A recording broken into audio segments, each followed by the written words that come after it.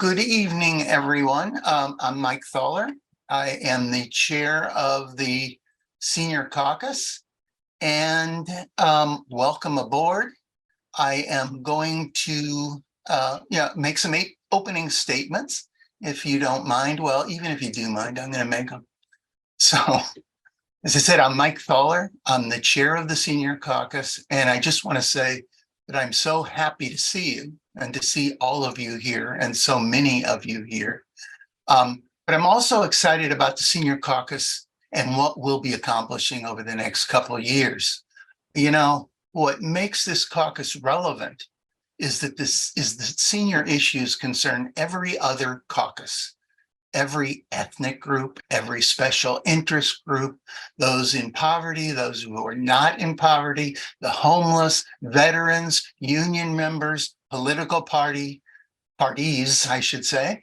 In other words, everyone. And all of those groups include seniors and those who aspire to be seniors, and they all have or will have issues that we need to deal with. The plan to do that, as the officers had in a meeting where we discussed it yesterday, is to have meetings throughout the year, probably virtual, that will educate us, identify and promote older adult issues, plus legislation, resolutions, platform planks, and a whole bunch of things I can't even think of. But they're going to be determined by forums with our members, similar to what we're going to do later in this meeting. And we'll have some experts. We'll perhaps have some other caucuses with us. In fact, I'm sure we will. I've already talked to some that want to do that. But the main thing is the most important person who's going to be in those forums is you. So our members will determine then what important issues are, what the important issues are. Mind you, our members will determine that. And then we will figure out how to appropriately act on those issues, but probably as individuals, so that, we don't violate CDP rules, but there's nothing to stop you as individuals doing stuff. As you're listening, you're going, this doesn't sound very original. And you're right. None of this is original. It's been what this caucus has done for the 8 years that Ruth Carter has been the chair, I should say. I have been inspired by her, and we officers have all been inspired by her.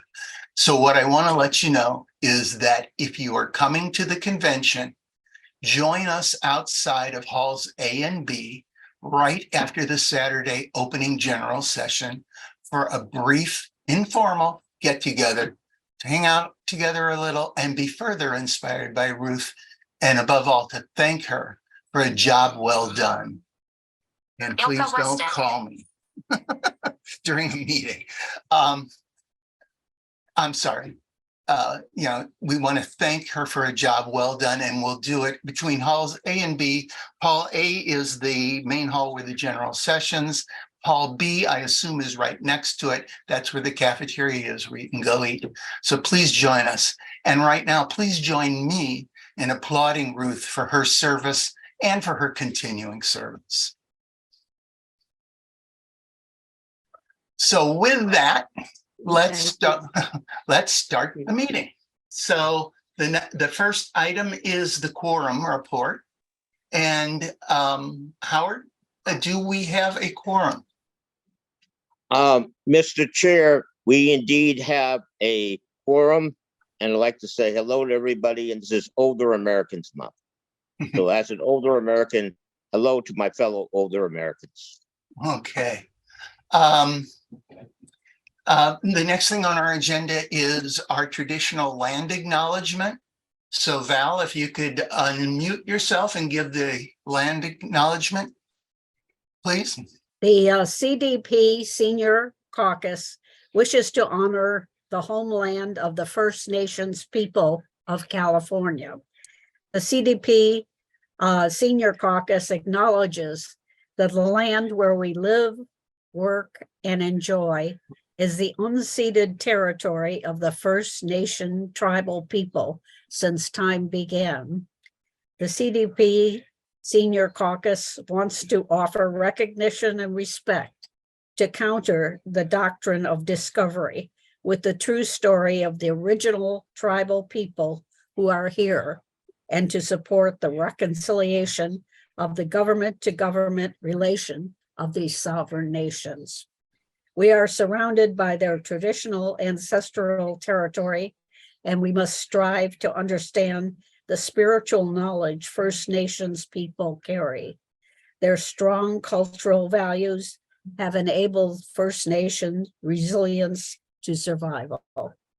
This was written for us by Redwood Flower from the Sherwood Valley Rancheria Band of Pomo.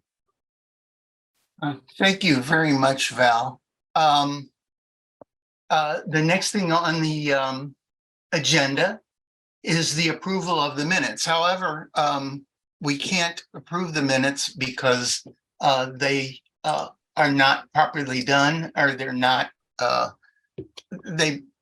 only received them today, so, but our secretary can tell you what they will be, and we'll approve them at the next meeting. So, Howard, you want to unmute yourself if you need to and give a little report? Okay, I'm unmuted. Thank you, Mr. Chair. I'm going to give a brief summary of the minutes. We met on a day I think everybody will remember, April 15th, Income Tax Day. At that meeting, we had a quorum and we adopted the revised bylaws, and these will be in the minutes that will be forthcoming. In addition, we elected our from interim chair to former chair to chair, Mike Thaller and Jeanine as our Southern California chair. And we also adopted a resolution on not privatizing Medicare. So we will have the full minutes at the next meeting, and I look forward to seeing people at between A and B. And later on at the meeting, we'll be discussing the changes a lot of us have gone through because of COVID. This is going to be my first big meeting that I've gone to since COVID. So I look forward to seeing everybody, and I look forward to everyone participating in the activity that we'll be doing regarding what is the way COVID affected all of us as seniors.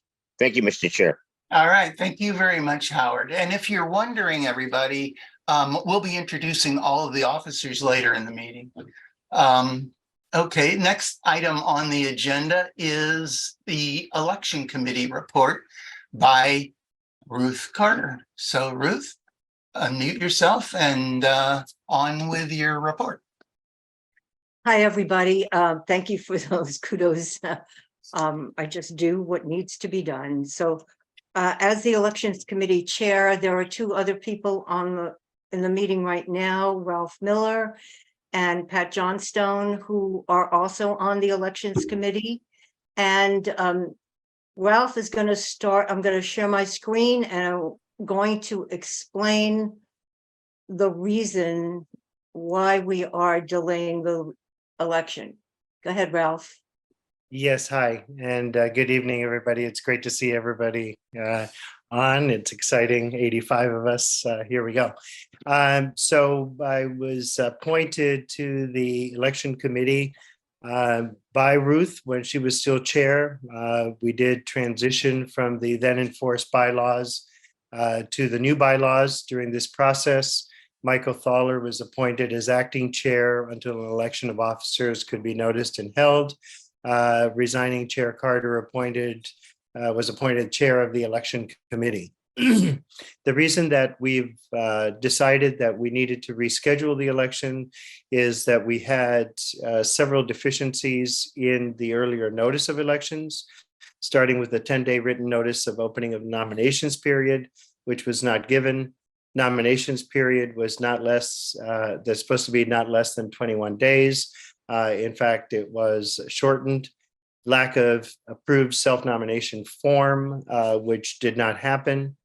Nominations are supposed to be received by the election committee not less than 28 days before the election. Those were not received, and the member lists were to be made equally available to all candidates 28 days ahead, and those were not distributed evenly to those. In the interest of openness and fairness and transparency, we felt that because of these deficiencies which occurred as a result of the transitions from our old bylaws to the new bylaws, that it would be most fair to actually schedule the officer elections according to the prescribed timeline periods, and Ruth will describe what those are for us. Okay, 1 second.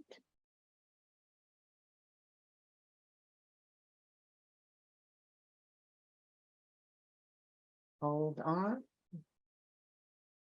Here we go. Okay, so here's the story. As of today, May 24th, 2023, we are announcing the opening of nominations will begin on June 3rd. That's 10 days from today. So Saturday, June 3rd, we will have a self-nomination form mailed to all registered members. Then we need 21 days. The self-nominations forms must be received by 11:59 p.m. at scelections2023@gmail.com. Then we need to have election ballots will be sent out once we have confirmed the election forms will be voted on at a special meeting we'll have on Saturday, July 22nd. All self-nomination forms must be in my hands. Oh, I said that already. Sorry. So we will, that's the story. The elections committee will be responsible for confirming that only those people who are members get ballots. So that's it in a nutshell. Thank you for your time. Okay, that the whole report? Yep, that's it. Okay.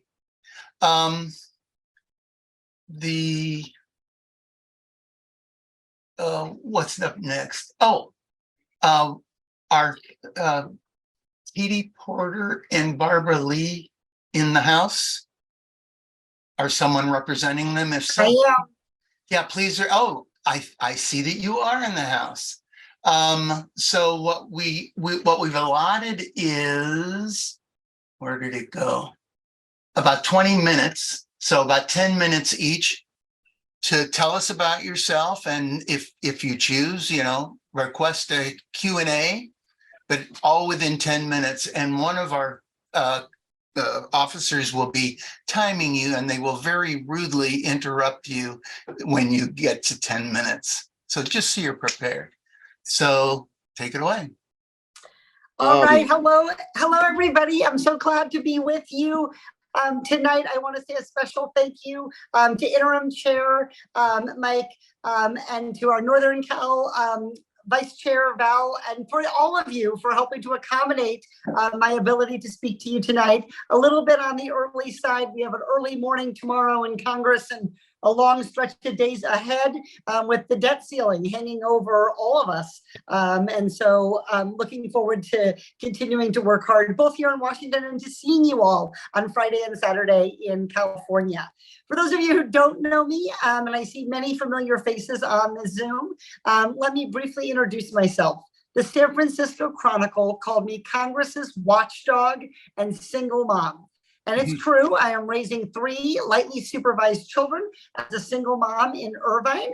And I also really love oversight. My minivan literally has California license plates that spell it out, OVRSITE. And so I really have a passion for oversight. And believe me, when you have those license plates, you have to come to a complete stop. There is no California role when your license plates spell out oversight. Now, I know when a lot of you think about the House, you think about legislation, but I'm here to tell you that oversight is actually one of the core duties of Congress. Oversight means being a watchdog for families, for their budgets, for their tax dollars, for their retirement savings, for their wages, for their ability to build a better life. And some of you might have seen me with my whiteboard. Folks on the internet sometimes call this the whiteboard of justice. It's actually just a whiteboard from Target. But using that whiteboard to break down how federal agencies, mega corporations, corrupt politicians, how they are leaving everyday Americans behind. And so as a former teacher, that whiteboard is a really comfortable tool for me. I use the whiteboard to show Chase Bank CEO Jamie Dimon how his bank tellers cannot live on the salary that he pays them. I use that whiteboard to show how the price increases that we're all facing with prescription drugs are actually coming from big pharma's stock buybacks and dividends to shareholders, not from investment in life-saving research and development. Some DC lobbyists have started calling this the whiteboard treatment. And it does kind of tickle me to imagine all these highly paid lobbyists sitting around this conference room telling their clients, now, if she pulls out the whiteboard, don't panic. Sometimes I even want to take a whiteboard into a hearing when I know I'm not going to use it just to see what it does to people. So I'm not going to lie. I love that I have that reputation for oversight. But I think part of the reason is that, frankly, there aren't a lot of folks in Congress actually doing it. When you look underneath the hood of our government at the campaign contributions, at the fundraisers, the travel paid for by corporate interests, you start to see why very few of my colleagues are willing to speak up. And I am just one of a small minority of members of Congress who have never taken corporate PAC money. And I am one of just 11, me and 10 other people of 435 members of Congress who do not take contributions from federal lobbyists. When CEOs come to testify before me, they know that I cannot be bought. I'm not going to be placated by a campaign contribution of any size or some ridiculous fact-finding mission to the French Riviera. For me, doing really strong oversight means being willing to tell some of the most powerful people in America, whether they are in the private sector or in government, that they need to do better by California. Because from where I sit, from what I hear from constituents, what I see in raising my own family here in California is far too often what is happening in our economy, in our government, is just not good enough. So I want to talk with you really quickly about what's not good enough from my perspective, and then have a chance to listen to you and take some questions. It is not good enough that seniors are forced, often without consent, from traditional Medicare into plans managed by private equity companies with no healthcare experience. It is not good enough that our public servants who work hard and pay into Social Security throughout their careers, folks like our teachers and our letter carriers, see the benefits that they have earned slashed just because they chose jobs in public service. It is not good enough that Big Pharma gets away with raising drug prices only so that they can fuel executive compensation and stock buybacks, giving billions to their shareholders, while Americans cannot afford the drugs that they need. So over the last few years, I've worked hard to deliver for seniors. I have secured a new law that recovers taxpayer dollars from pharmaceutical companies who raise prices faster than the rate of inflation. Another law in my first year in office lowers the income threshold for Americans with high out-of-pocket medical expenses so they can get help with their taxes when they have a major medical situation. But we sure as heck need to do more. I am not afraid to call it like I see it. And I have been very pointed, for example, in criticizing that Democrats, when we controlled the House, the Senate, and the White House, failed to pass the Social Security 2100 Act that would have strengthened Social Security for years to come. When I climb up on that dais and I'm about to question in a hearing, and I know I only have 5 minutes to try to hold people to account and deliver for the people of California, I really want those witnesses to walk away knowing that we expect them to shape up, that we see that the job that they are doing for the American people is just not good enough. So I am thrilled to be in the Senate race. I'm excited about joining together with you and our collective hard work and our political engagement, being able to make sure that I can continue to stand up to special interests, fight for the people of California, and to continue doing that work only now as your US Senator. So thank you so much. I really appreciate all of your time and attention. And if I have any time left, I'm happy to take questions. If you have a question, raise your hand and we'll let you ask your question. One thing we want is we want to ask you is to keep your questions to a minute or so, please. Okay, so first up is Howard. So unmute yourself, Howard, and ask your question, but keep it short. Okay. Porter, my main concern is I'm a Social Security employee as well as a veteran.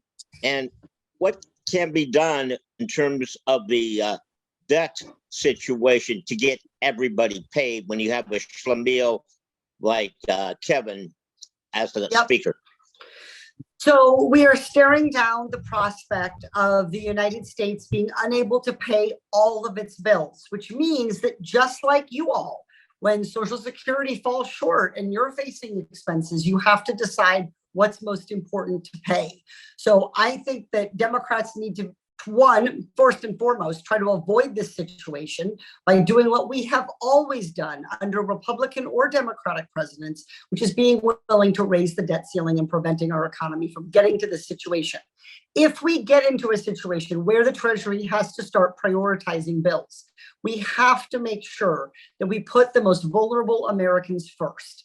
That is, people on Social Security, our active duty servicemen and women, our VA care, our senior housing, our SNAP benefits, WIC benefits to address hunger and homelessness. And the Treasury and the president have broad discretion to decide how to order those payments. But we cannot let it get to this. At the same time, Democrats can't negotiate against ourselves. We can't negotiate and give away the things that we have fought for and we need to try over and over and over again to placate a Republican Congress that doesn't even know what it wants. And I think that's one reason why Kevin McCarthy is having trouble organizing and getting his caucus to come to task, is what they actually want here is pain and suffering for the American people. And they're willing to use our seniors and our veterans and others as leverage to try to prove a political point. Frankly, it's gross, and I think we have to call them out and hold them to account.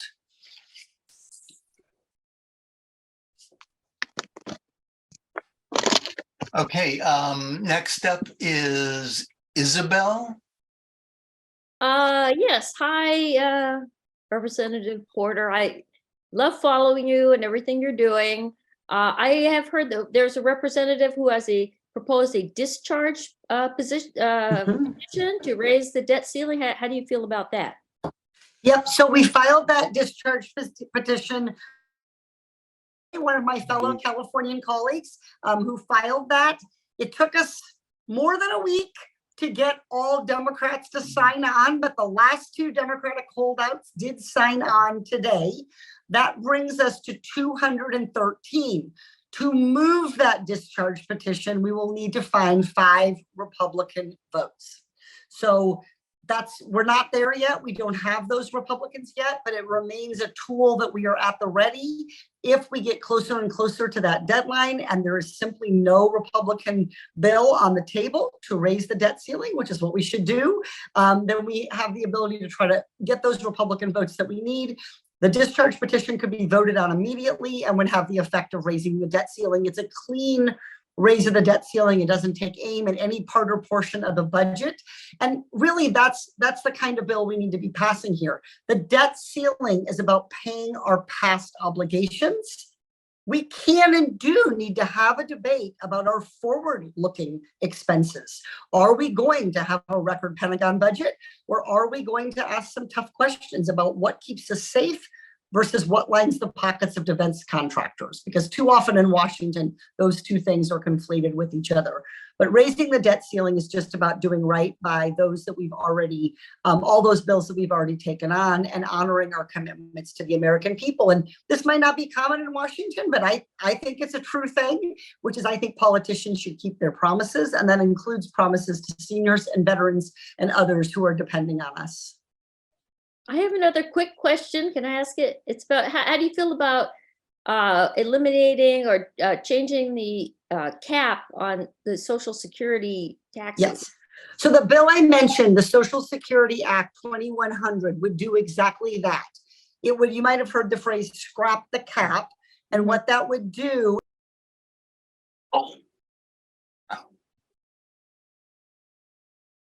I can't hear her anymore. He's muted.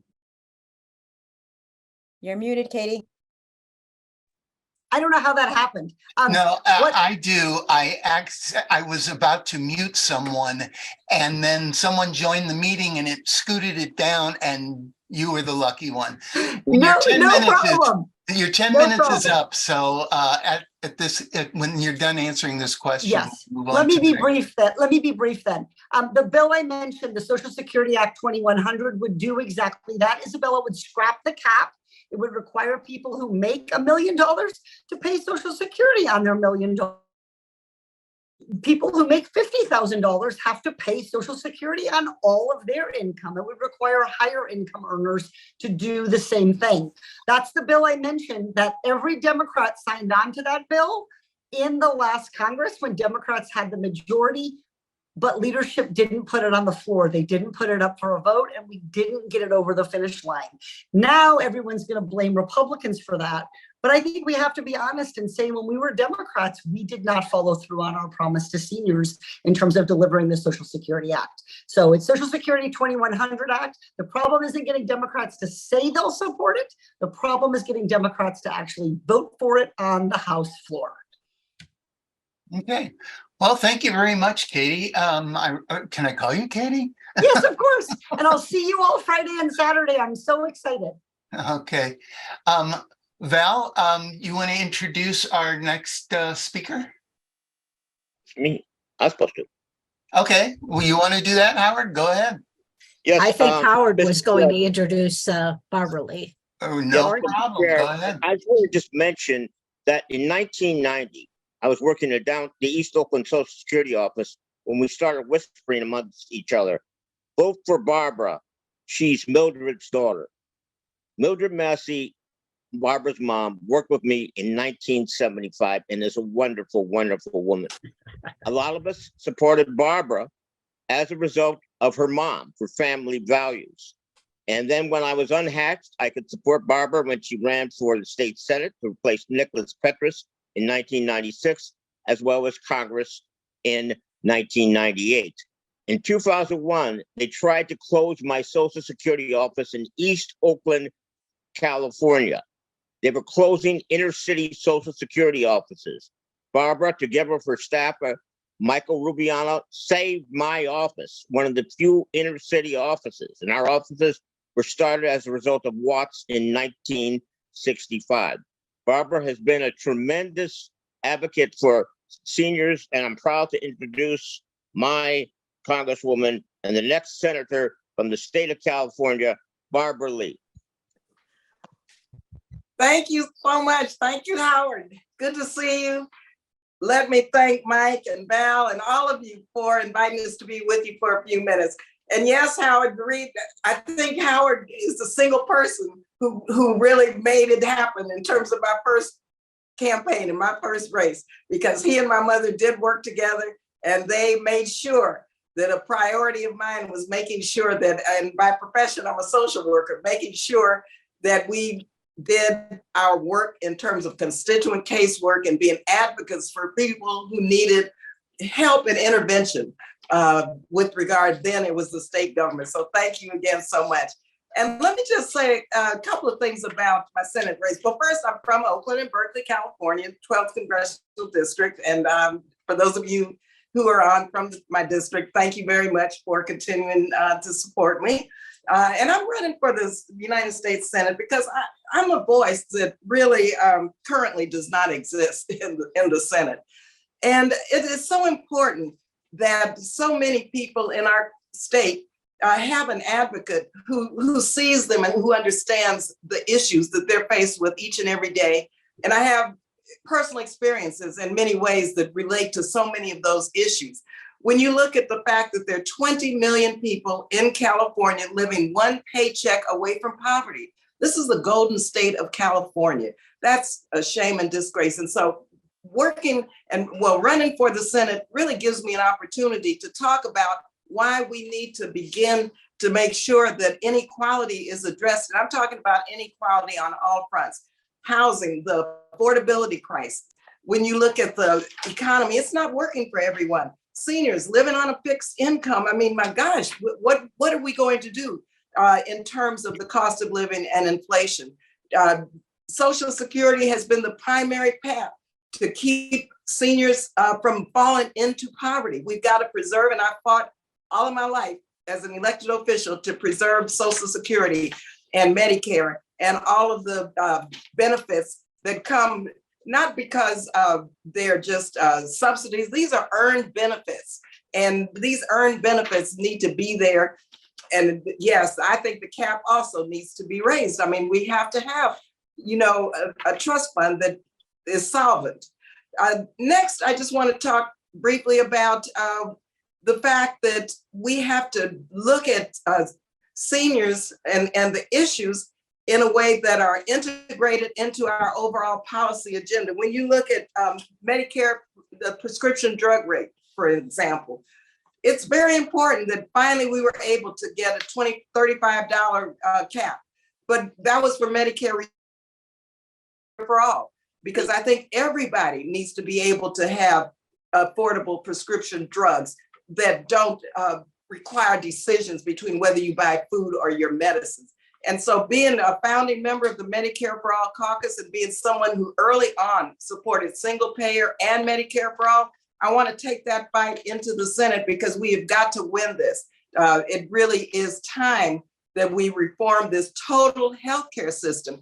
Also, when it comes to issues around climate, I was born and raised in El Paso, Texas. Climate change is a big issue in California.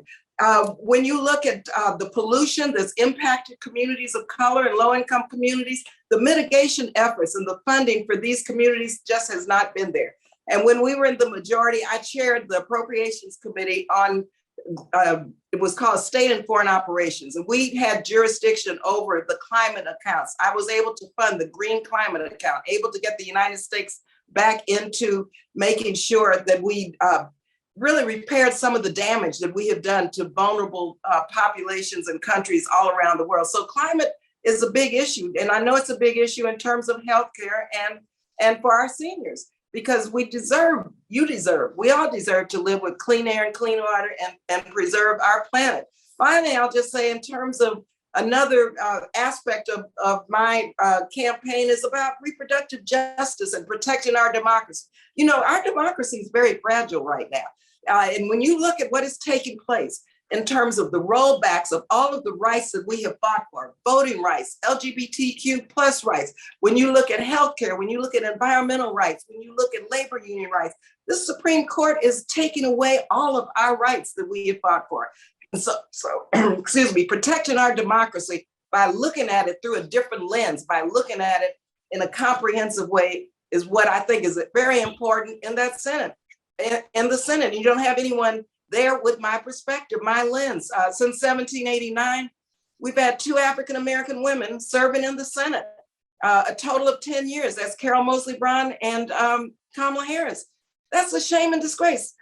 In a democracy, we need diversity. Representation matters. And I can assure you that my perspective, my conviction, my courage, what I have done, and you may remember that I had to stand strong when George Bush went into Afghanistan and no one would vote with me. I had to vote no against that blank check that set the stage for forever wars. And we're now, 20 years later, I'm trying to repeal that, but others have come with me. But it took 20 years. And so I share that with you because I stand my ground when I know it's right. And so I'm not afraid to take on the powers that be if I think that they're wrong, if they're violating the Constitution, if they're taking away your right to have a voice in the matters of war and peace. So I'll stop now there and just thank you all again so much for having us here. I look forward to your questions, and just know that I'm here. I'm on the Appropriations Committee and the Budget Committee, right in the thick of this debt ceiling debate, trying to make sure that the Republicans don't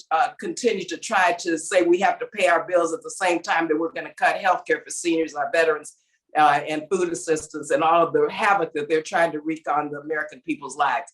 And so I'm here in Washington, D.C., like everyone, trying to come up with a plan where we can pay our bills as an appropriator and as a member of the Budget Committee, and negotiate a budget that does not hurt and harm so many people who deserve to have a federal government that's going to work for them in terms of the resources.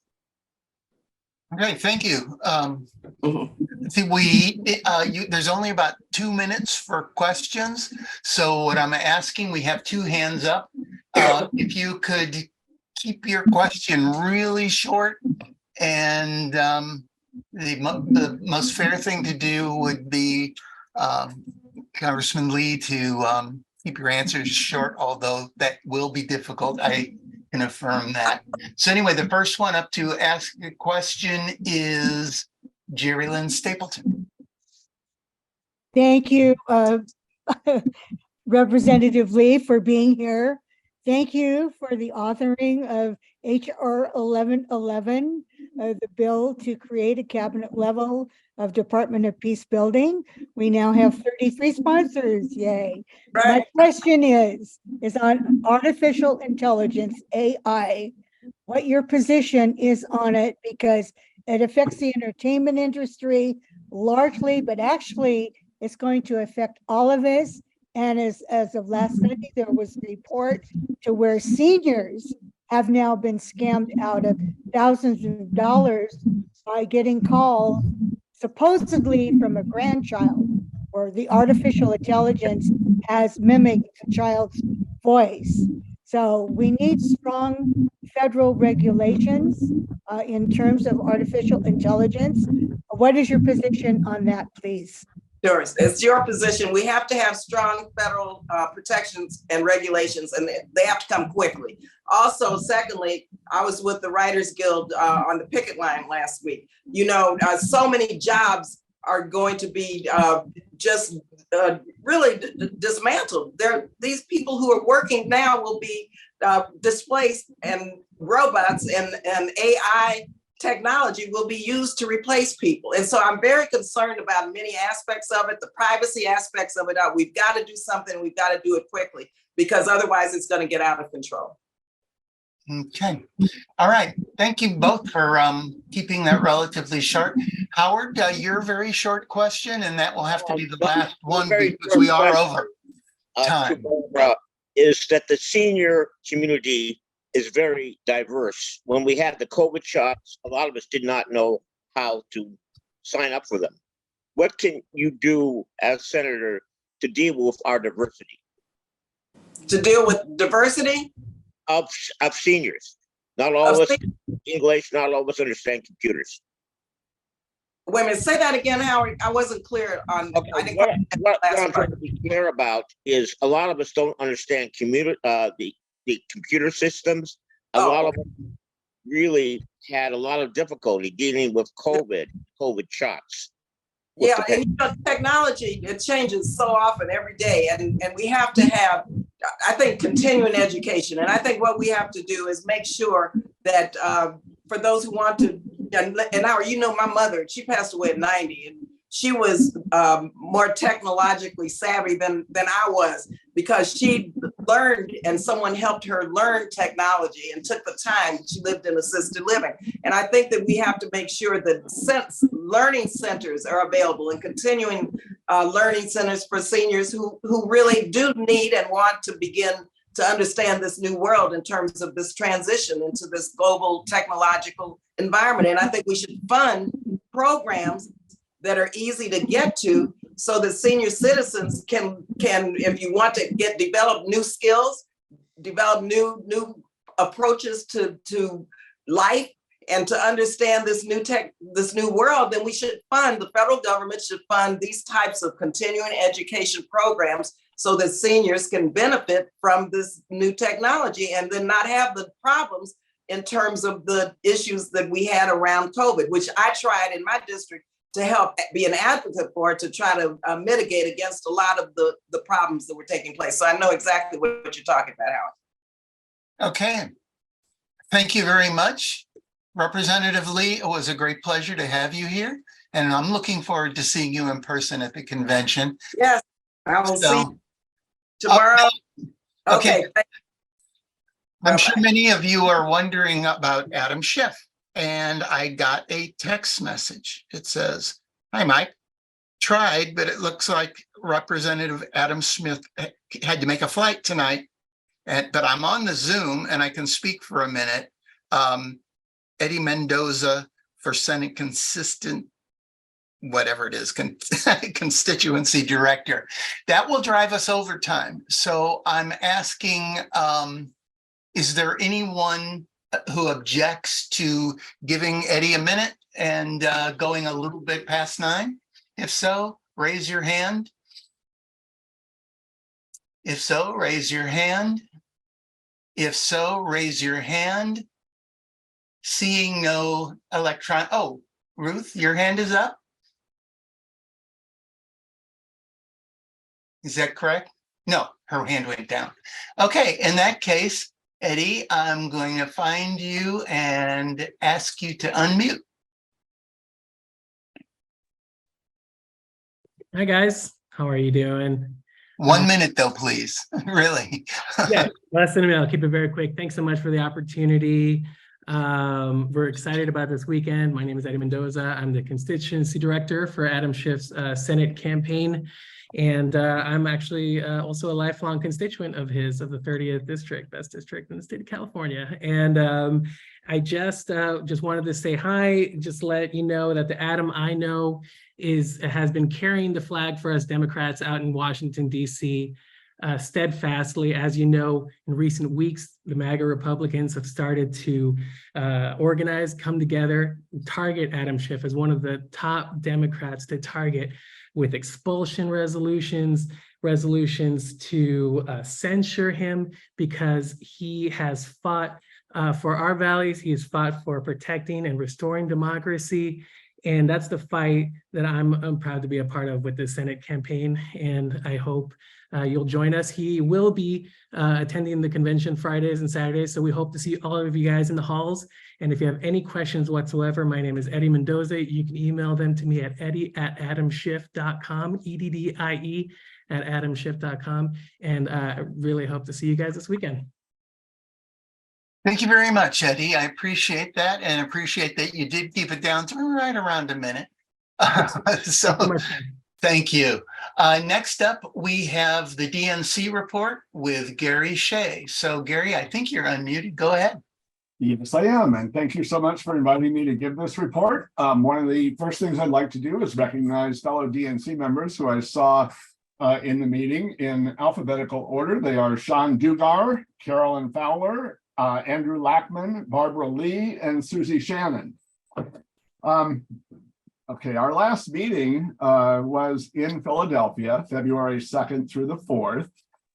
And some of this is a little bit of old information because our next meeting is actually in October, but my report of the DNC meeting, February 2nd through 4th in Philadelphia, we had President Biden and Vice President Harris there, as well as Speaker Emeritus Nancy Pelosi. There were some vacancies that needed to be filled on the DNC, and a Californian was among the 4 that were elected. That person is Jannie Lehrer Stein.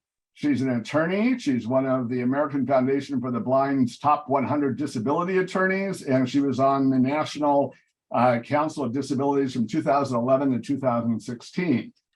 There are also some vacancies on the Credentials Committee of the DNC, and one of the 3 was filled with a Californian, fellow DNC member, Otto Lee. We also had a report from the Rules Committee and the Resolutions Committee. Now, I'm not going to go into all the full details. What I'm going to do is drop the links into the chat there so that you can download the DNC Rules Committee report and the 40 resolutions that we passed. The DNC Rules Committee report advanced a couple of states to be in the first few elections. The first one is going to be South Carolina on February 3rd, followed by New Hampshire and Nevada on February 6th, Georgia on February 13th, and Michigan on February 27th. The reason for changing the calendar was to provide more diversity reflective of our party. The DNC also adopted 40 resolutions. Among them was one honoring the life of California. There were updates from the Finance Committee and the Treasurer. We had some very good news in that respect. The last cycle, the DNC raised $100 million in major donor money, $170 million in grassroots supports from over 900,000 individual donors. This is more than twice as much as we've ever raised in a midterm cycle, and grassroots supporters made up more than 60% of the total DNC fundraising, which I think is a very good thing. There was a recap of the meeting in the Executive Committee. The Executive Committee met and heard a welcome from Mayor Jim Kenney, a recap of the Pennsylvania midterm elections from Dana Fritz of Governor Shapiro's campaign and Brendan Phillips of Senator Fetterman's campaign. We had updates from DNC officers, a polling presentation from Terrence Woodbury, and a presentation from John Della Volpe of Social Sphere, that's hard to say, on the Gen Z vote. There were also additionally meetings of every council and caucus of the DNC, and as has been the case for now, I think a couple of decades, we had a service initiative where the DNC members went out and worked in the community, helping to bundle up hygiene products for people. And that's my report. Thank you very much, Gary. Up next, we have the State Senate report, and Val is going to introduce the state senator that's going to give it. So Val, unmute yourself and introduce away.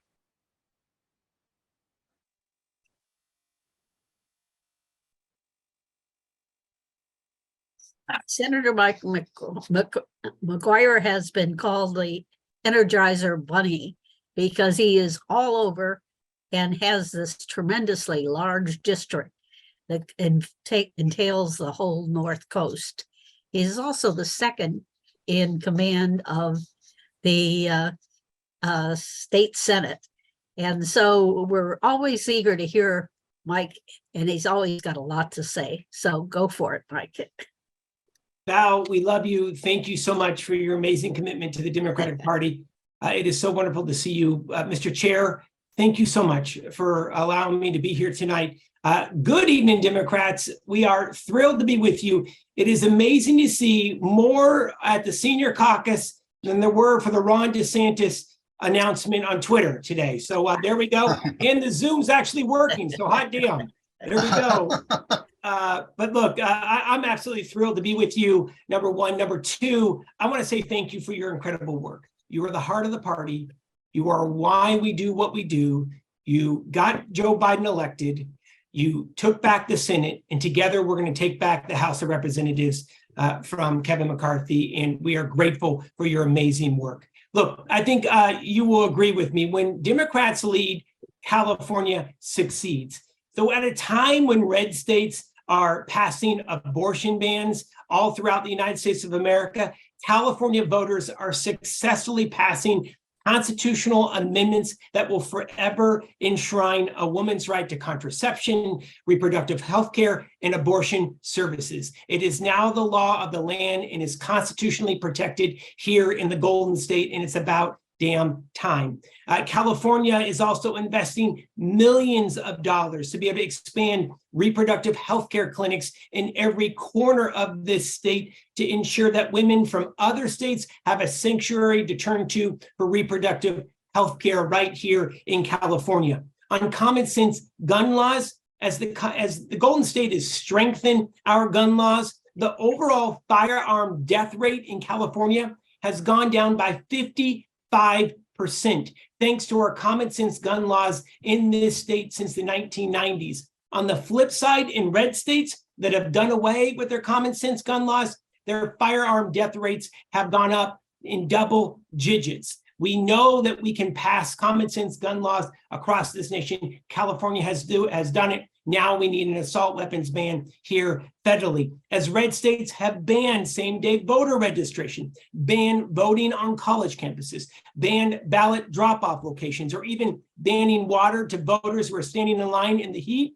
The Golden State now has some of the strongest voter protection and voter access laws in all of America. The Golden State is now the 4th largest economy in the world. We have the highest education funding for our kids in our nation, in our state's history. 91% of all Californians now have access to health care. We're housing more homeless residents than we have right now than we compared to the last decade. We have passed America's largest state budget to combat our climate crisis, $48 billion. We're holding big oil accountable and capping their profits. It's the first state in the nation to do so. And we're investing $150 million to expand food and nutrition programs for seniors in big cities and small, all throughout the Golden State. And finally, an issue that I know that is so important to so many in this caucus,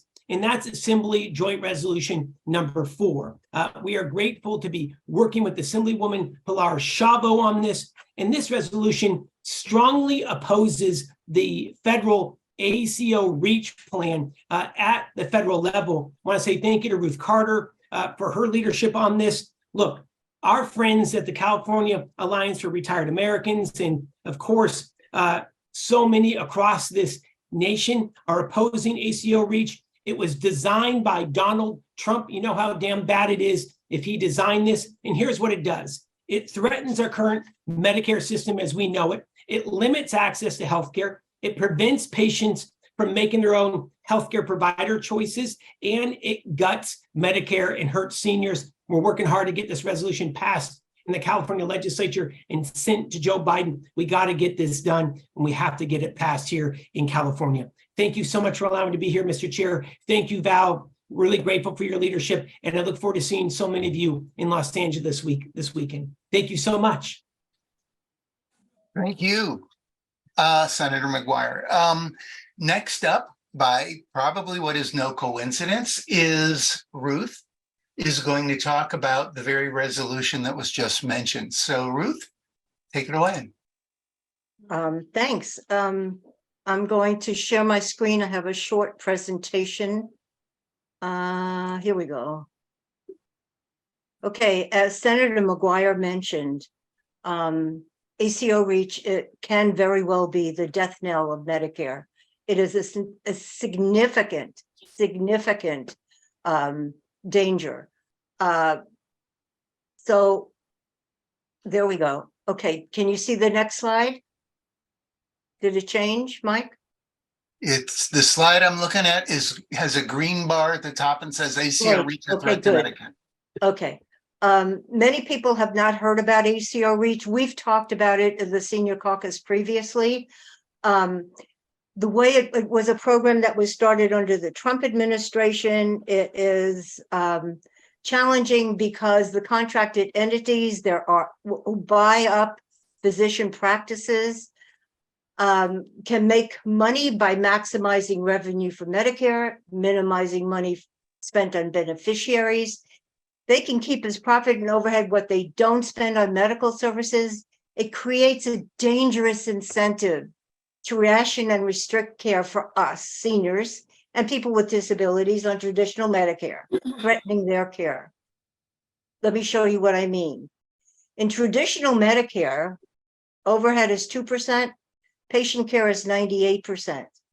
Medicare Advantage, overhead and profit is 15%, which means patient care goes to 85%. With ACO REACH, contracted entities can get up to 40% overhead and profit, which means that only 60 cents of every dollar that we spend on will be reimbursed. How do they do it? Many of you have read the articles in the New York Times, the Wall Street Journal. Upcode is one way of doing it. They get more money if you are, if they think that you are sicker, even though you may not be. We've tried to get statistics on how good the ACO REACH program is. So far, we haven't been able to find any. It violates the spirit of a public health program. It drives larger corporate profits, corrodes the value of a public health plan. I mean, it just is horrible. Let me just go on. You see these companies? That all of these companies are ACO contracted entities. They have been accused of fines, settlements. I mean, they have been accused of fraud and malfeasance, and the New York Times has been one of the leaders in showing it. Let me talk about Centene. Overcharged the VA $97 million by inflated and duplicate claims. Overcharged Texas Medicaid $165 million. Let's look at Clover. Again, was only fined a small amount of money. These two companies, Centene and Clover, are the problem because they are in it for profit. Our physicians don't know what they're getting into when they sign up to be involved in an ACO REACH company. So because of these dangers, I'm going over this really quickly and because of time, I and a few other people co-authored a resolution that we submitted to the Resolutions Committee of the California Democratic Party. It was received by them in a timely manner, across the T's, dotted my I's. If you look here, you can see what we're asking for. We are asking for the California Democratic Party to recognize the danger that the ACO REACH privatization plan poses to traditional Medicare and its beneficiaries by taking away their choice. I can tell you, I got a letter on 2 days ago. I've been aligned into an ACO REACH contracting entity. I can tell you I am scared to death because of the limits on care and the limits on the networks that I will be in. Unfortunately, very unfortunately, the Resolutions Committee rewrote our resolution, trying to combine it with others. You will notice there is nothing in this one that explains or asks for ACO REACH to be terminated. There is nothing that talks about reinstating choice. There is nothing practically from our original submission that we have been allowed. Therefore, I'm going to stop my share. Therefore, I am asking people in the senior caucus to meet me at the convention. I'll be there.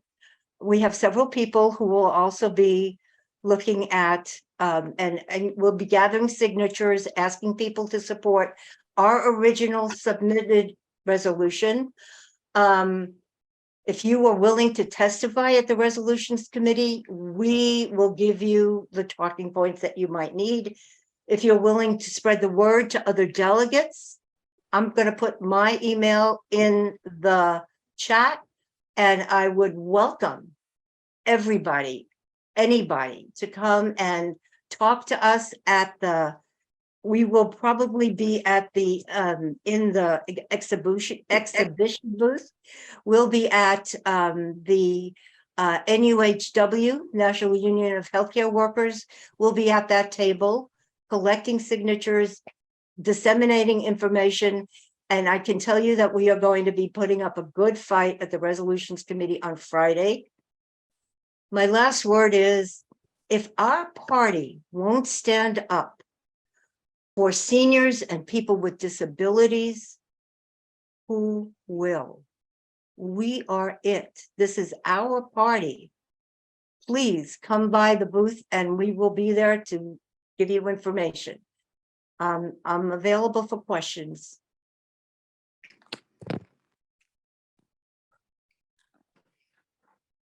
Hey, Michelle. Hi, can you tell us if anybody will be there on Thursday with the petitions? Because I'm happy to take a stack. I'm not sure what time I'm going to be there on Thursday tomorrow, because I'm driving down. Definitely will be in the exhibition. I will definitely be there on Friday, Michelle. And if I see you, we'll talk, okay? I don't believe that I could be wrong. I think the exhibition hall doesn't open until Friday.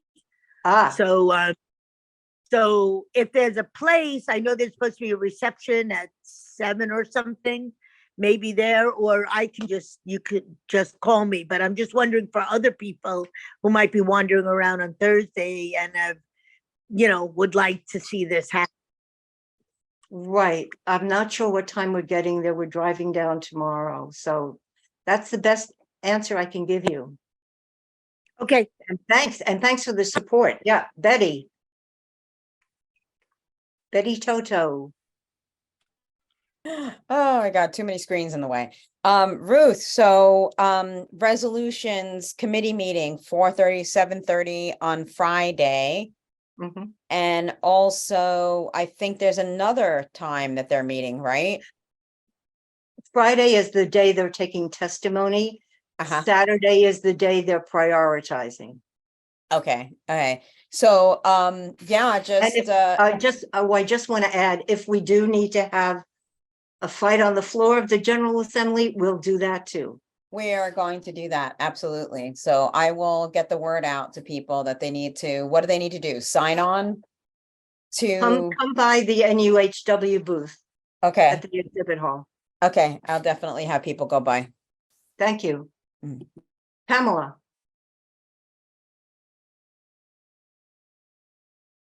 There. Yeah, Mike, you had one slide that went by too fast. I was trying to take some notes on the difference of percentage that Medicare pays and the other two pay. Okay, do you want me to put it on the screen again? I will put it on the screen again. Yeah, because I can tell you traditional Medicare, which got is that original Medicare, 98%. 2% overhead, no Right. profit. Okay. Medicare Advantage, 15% overhead and profit. Okay. And ACO REACH up to 40%.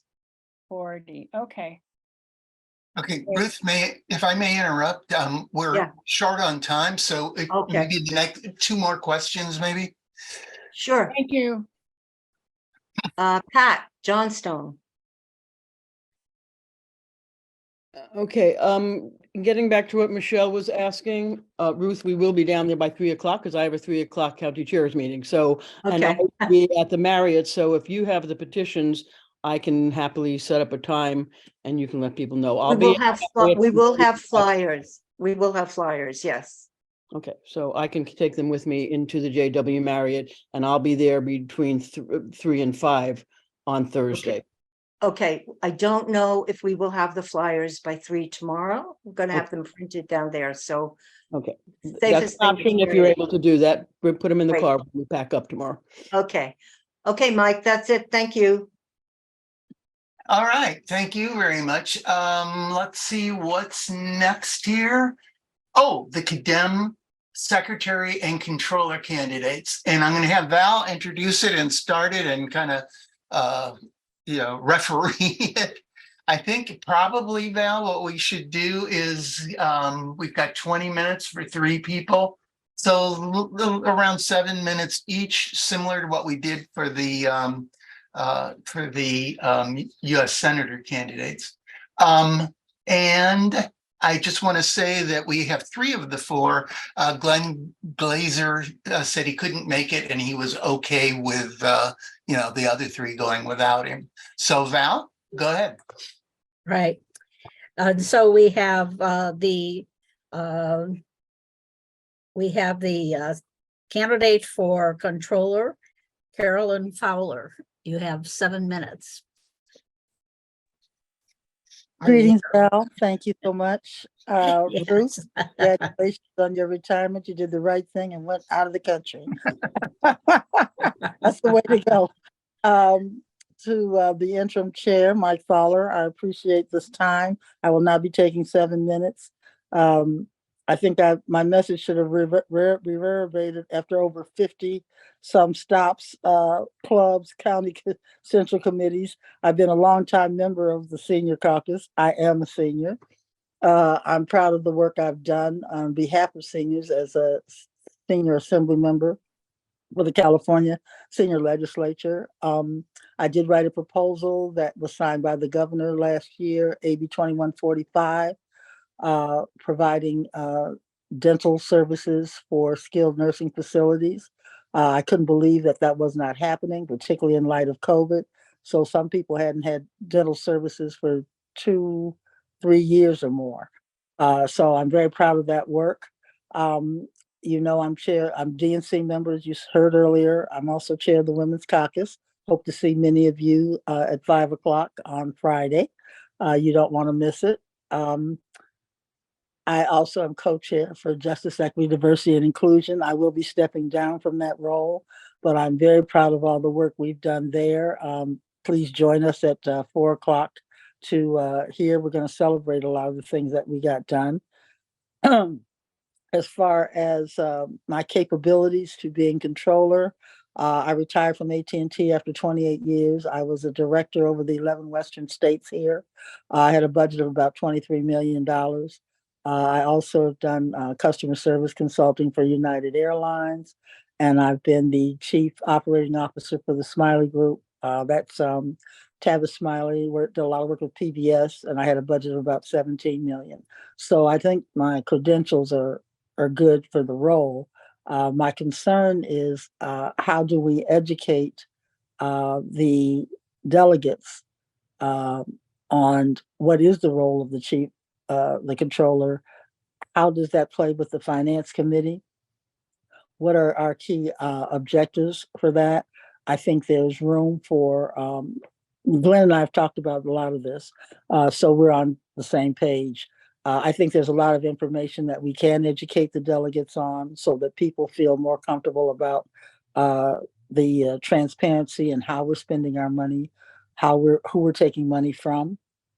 What are going to be the priorities in those resources? I do a lot of work at DNC in trying to support getting more resources to all of the states. I think we're very fortunate. Our chair, Jamie Harrison, understands that. I think he's demonstrated that. As you see, we now have organizers throughout the state because organizers cost money. I don't think we have enough. I don't think we have enough staff for the size of this state. So when you talk about where should money be going, that's one of the places to expand our resources there. I think we have a lot of content that has not been monetized that can be to give us additional funding. I think the Women's Caucus gave a good model of how we can build. We had a Women's History Month celebration. We had over 300 people. About half of those people were from the community. Many of those people have now volunteered to work at the convention. So I think that engagement proves worth itself in value. We do have to build. I think that that's a model. I'm going to be asking all the caucuses to consider at least one fundraiser a year based on their area. I also think that we need to push our legislators to do more in terms of town halls and information. That's what drives people to come to vote, when they know what's going on, when they think you care about their issues. And so that pretty much talks about me. You'll hear more when I speak, I guess, on Saturday. But a lot of you know me from around the party. I've been here, and I'm a worker. I'm a worker bee. That won't change. And I look forward to your support, because it's going to take all of us, particularly in this hate world we're living in. We've got to turn that around. Our children are in trouble from an education standpoint. I do plan to make that a priority. We need to collaborate more with our unions. We've got to identify early on who we want on our school boards, stop this banned books and attacking our students, especially our trans and LGBTQ students. So got a lot of work ahead of us. I look forward to doing it with you. Thank you. Okay, thank you, Carolyn. There is 1 minute left. If Sophia has a 30-second question, then give it, but try to hold your answer down to 30 seconds. And I know how unfair that is, but we want to be fair to all three of you. Well, Ruth got a whole lot of extra time, but Good. Can you hear me? We can. Go ahead. Yes. Well, good evening and thank you. I'm just concerned today. I went to a hearing having to do with parking, and the state came in, and now there's new regulations having to do with routes. And our concern is that the Attorney General can sanction a city or a county if they don't follow through with these mandates of building. Our concern is that part of that is they will use the controller's office to then find cities or counties up to $100,000, and then they have to go through a hearing process, and then times 6. If the city and the county does not follow through with that, they will use the controller to go ahead and seize funds for those cities and counties. And that's very concerning, and I feel it's very draconian that the state would come in. And now at the federal level, they want to do the same thing. And so in communities of color where we're segregated and we're dying because of environmental injustice, I think it's a human rights issue. Human rights, we all want affordable housing, is human rights. However, you can't put us on top of each other and double down on segregation. But I have a really, it's a very serious concern how they're using the controller's office. So I look for your wisdom and trying to mediate this. So thank you. Well, this is an easy one for me. I'm not Malia Cohen. I think that's who you want to speak to about that. I'm running for controller for the state party. So there is a difference. Sorry about that. No, not a problem, but I do feel your pain. I do hear what you're saying. If I see her first, I'll ask her about it. Oh, excuse me. Sorry. Okay. Thank you very much, Carolyn. All right. Next up, we have a secretary for the California Democratic Party, Gracie Torres. Gracie, are you here? I am. Hello. Hi. It's your turn to speak. You have 7 minutes. All right. Thank you. Thank you. Hello, everyone. My name is Gracie Torres. I am so excited to be here tonight. I want to begin by thanking you for holding this virtually. A lot of caucus do not have that option. And it's very difficult for people to be engaged after 3 years of living virtually, but also because of safety concerns, to see caucuses that are still holding their meetings even in hybrid is refreshing. I'm running for the California Democratic Party Secretary. I am from the Inland Empire, Riverside, California. I was first elected to my water board in 2018, was just re-elected in 2022 with a 60% margin. And I really attribute that to the amount of work that I've done in the community, in all communities. I am somebody that reaches out directly to I say voters for that type of a race, but in this case, delegates. But I'm an on the ground organizer. I'm somebody that works on the ground. And so I'm running for this race for three reasons. The first one is to bring more transparency and accessibility to the party. We want to make it easier for delegates to be delegates. Things like making sure we still hold virtual meetings, including the convention, making it more accessible for people that can't make the $300 flight or $200 registration payment, have the option to be virtual. Making the ADEM process a lot easier. I was talking to a supporter yesterday about how difficult, from Contra Costa, about how difficult the ADEM process was, especially for seniors. During that race, I helped on three ADEM slates, all of which won, but I spent my New Year's Eve helping people register to vote. We were at senior centers helping them register to vote. Then we went back and helped them make sure that they were able to vote with the cumbersome process that it was. I want to streamline those processes, make them more accessible. It's work that I've done. And when I was first elected to my water district, I heard from a lot of constituents, a lot of people, that I can't get up at 9:30 in the morning, or I can't leave work, or, I'm here with my husband, I can't leave my house. I would like to be able to participate in the water board meeting. So the very first thing we did was make it accessible. We started live streaming. We're the first water district in Southern California to live stream our meetings, because it's that important for people to be engaged. Secondly, I want to work alongside labor. I'm supported by most labor throughout the state, the building trades, the UFCW, SEIU, longshoremen, because of the work that I've done on the ground with laborers. A lot of you, my mother included, was able to put food on our table because of labor unions, and same with me. I'm a labor member at SEIU 721. And we need to work in tandem with labor. And then lastly, we need more Democrats elected down ballot. When I was first elected, I learned very quickly, my first meeting, that we need more Democrats. I was able to flip a seat on my board, have been working to flip the rest. I've personally recruited and trained over 36 candidates in the Inland Empire because I feel it's that important. We have seen, and we saw in 2022 that Republicans have a dialed focus on school boards. They want to take over our school boards. For me, that's scary. It's personal. That's where my kids are.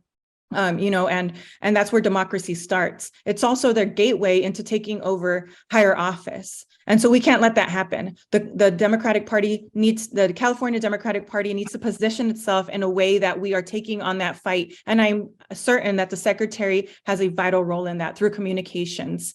Like I said, this is work that I've done, that I continue to do. I'm passionate about it, which is why I'm running and why I'm working so hard to make sure every single delegate knows why I am the best option for this race. Thank you so much for having me. I'm not sure how much time I spent, but I'm very happy to take any questions.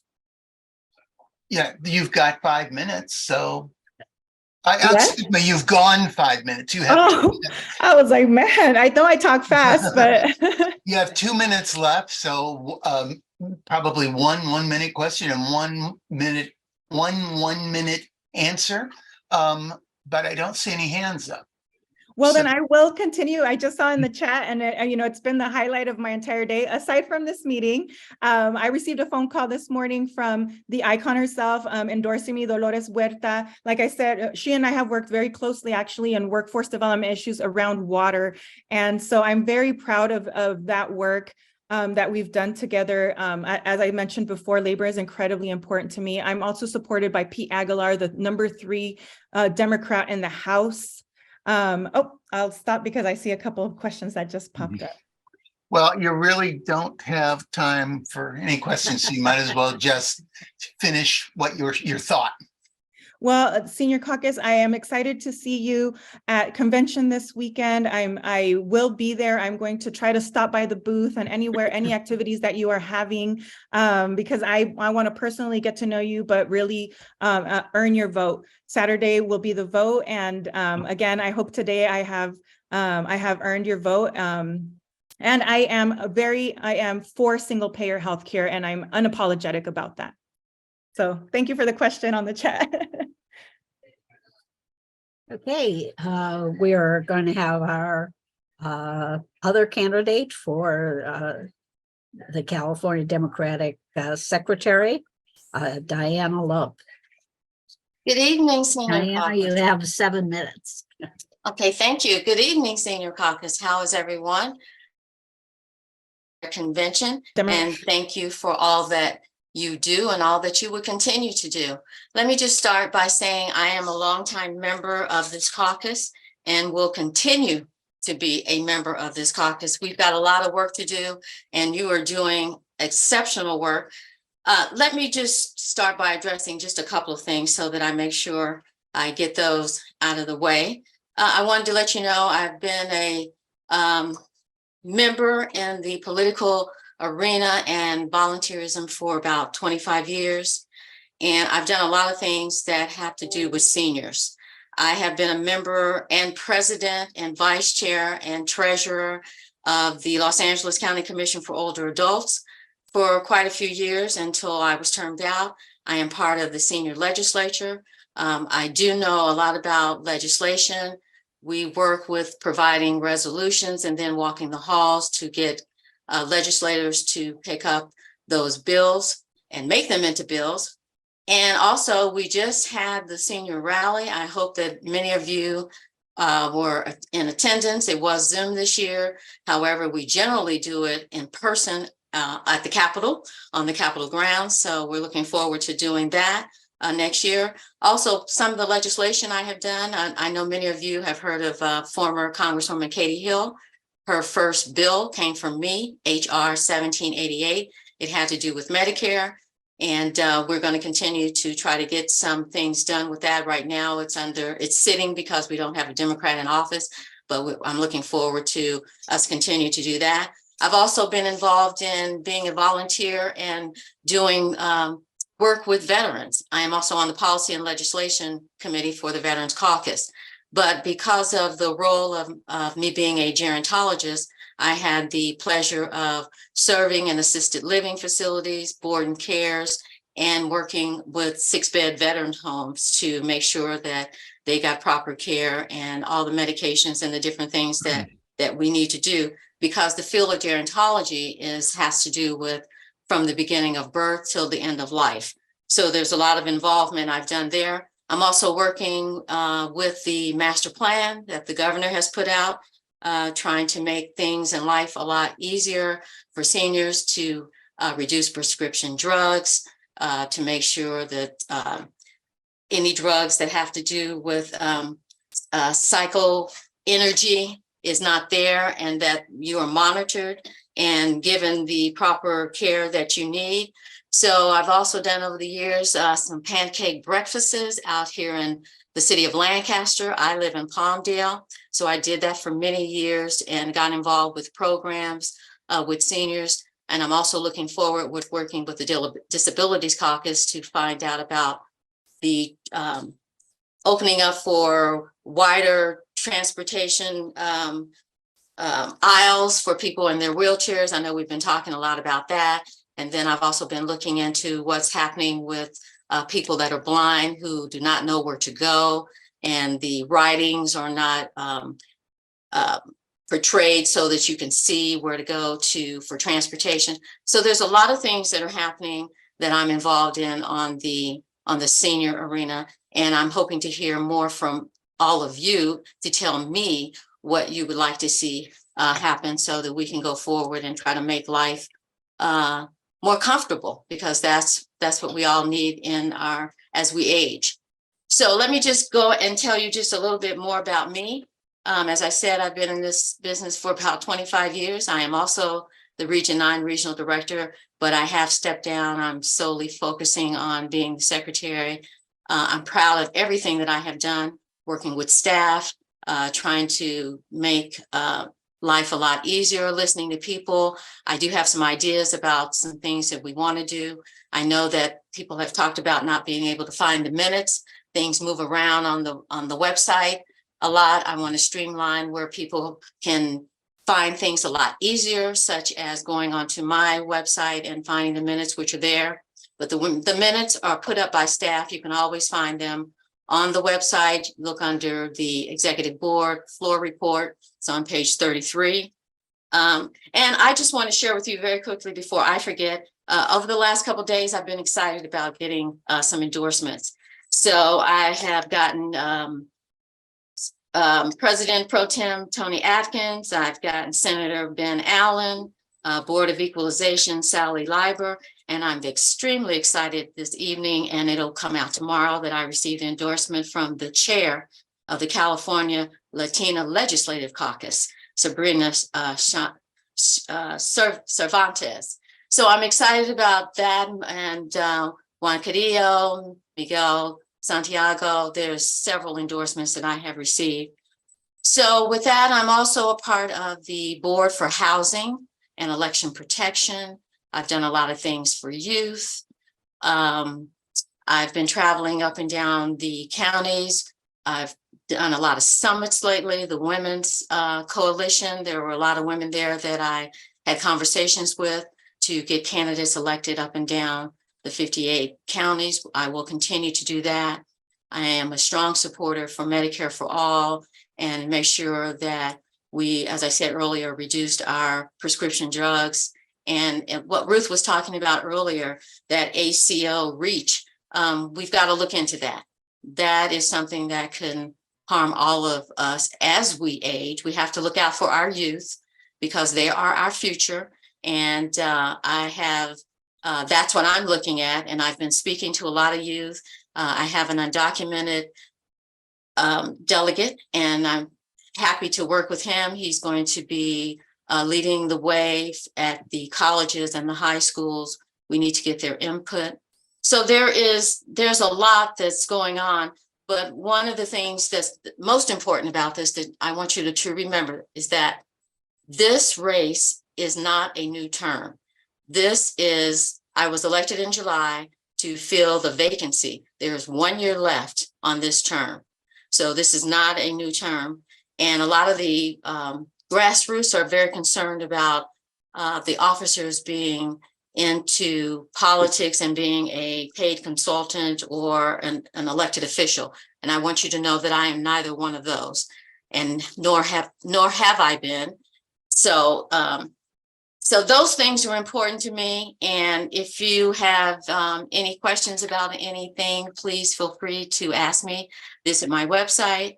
And oh, one more thing, just to let you know, some of the things that I'm working on are the things that again impact youth and seniors and people with disability, LGBTQ, healthcare for all, women's health, clean energy, student debt reduction.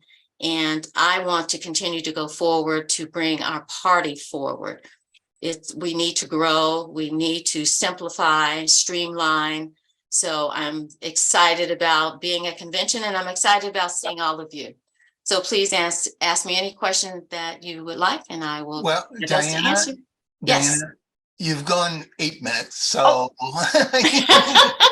There's lots more I can tell you, okay? But I'll Well, do that I'm at sure we'll be convention. hearing it at the convention. Yes, you will. So thank you very much. You're welcome. Next up is what I'm sure all of you have been waiting for.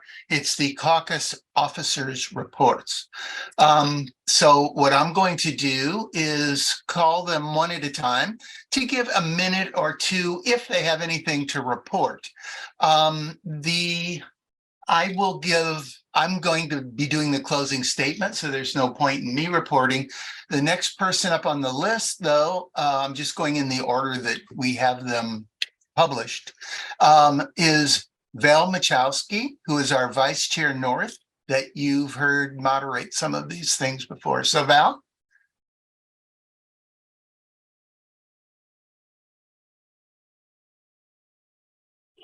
You're muted, Val. Well, I asked her to unmute, and I think we both hit that at the same time. Go ahead, Val.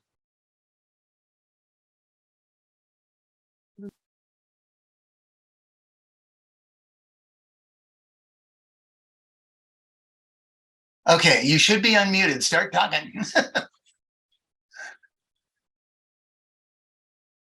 I see your lips move, but you're still marked as unmuted, or as muted.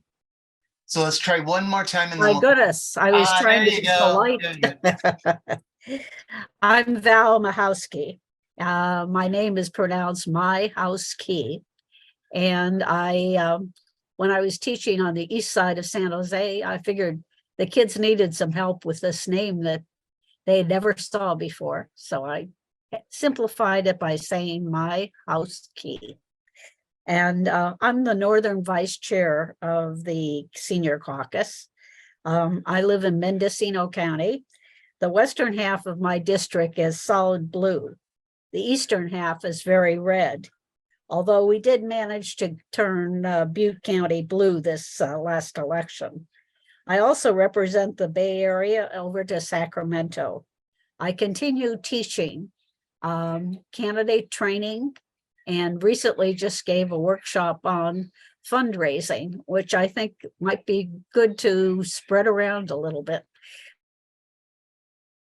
I've been here for quite a while. I tried to figure out, Ruth, whether it was 5 years or 5 terms or not, but I did have no documentation on it. So anyway, Val Muchowski, Northern Vice Chair. Thank you, Val. And incidentally, everybody, please hang around for the open forum, because that really is, if we weren't going to do anything else tonight, we would have done that. So hang around if you don't mind. And next up is Jeanine Rohm, our Vice Chair South. Hi, thanks, Mike. I introduced myself back in April. I'm the Vice Chair of Southern California, and I reside in Los Angeles, specifically Assembly District 52, which is Northeast and East LA. And so when Sophia was talking earlier this morning, there's been a lot of displacement and gentrification in our area. And so I was, I'm very drawn to, we had the eviction ban that was lifted recently. So a lot of these housing issues are a big deal in my area, and there's a lot of developers coming in. So, but I also am involved with KPFK Pacifica Radio. And so also what I believe both our candidates for Senate were talking about with AI. This is a subject that came up on a labor show covering the Writers Guild strike. So we've been doing some very long interviews and research on the labor show there, and it crosses over into a lot of senior issues because there is the automation of things that come up, and it will reach into healthcare as well. There's some good things where it will be your history, that's already happening, but even more so history and monitoring that will be a benefit. But on the flip side, you also don't want it to venture into human things that should stay in human judgment, which is a sort of diagnosis and that sort of thing. So, and there is a lot of money at stake with AI. There's a lot of money that's already been invested. So I really think that for me, what I see and what I'd love to do is follow through on reporting back on this sort of thing to the caucus, is that the government or the Congress really needs to keep an eye on this, because there is money to tax AI industries to allow for what they were talking about, which would be, educating seniors how to, be able to navigate with in this newer environment. There's also needs to be an investment in just even worker retraining and that sort of thing. But the money's there, and that's the thing to really push for, is that they see it and they start to prepare us for it. The EU is already put through legislation, so we shouldn't take too long trying to get ours in order. But anyway, thank you. I'm happy to look into more of that for everyone. Okay, thank you. Next up would be Dottie Smith, but I don't think you're here. If you are, raise your hand, Dottie. We'll give you a couple seconds to raise your hand. And I guess that's it. So next up is Howard. So you want to talk a little bit, even though I must say that you've said a lot, so maybe you might want to keep it short. I'm going to say more at the open forum, but I just wanted to just mention when we go into the open forum, how much the senior caucus has helped me dealing with a very difficult situation in terms of the pandemic. So that is basically it, but I'm glad to be a part of the caucus and work with all the officers. Thank you, Howard. We're really glad that you are a part of us. Up next is Angelica Moyes. You know, it's funny, I've gotten to be so close with these people. I'll call them by their first names. I sometimes don't even know what their last name is. Anyway, Angel, if you'll go ahead. All right. Good evening, everyone. Oops.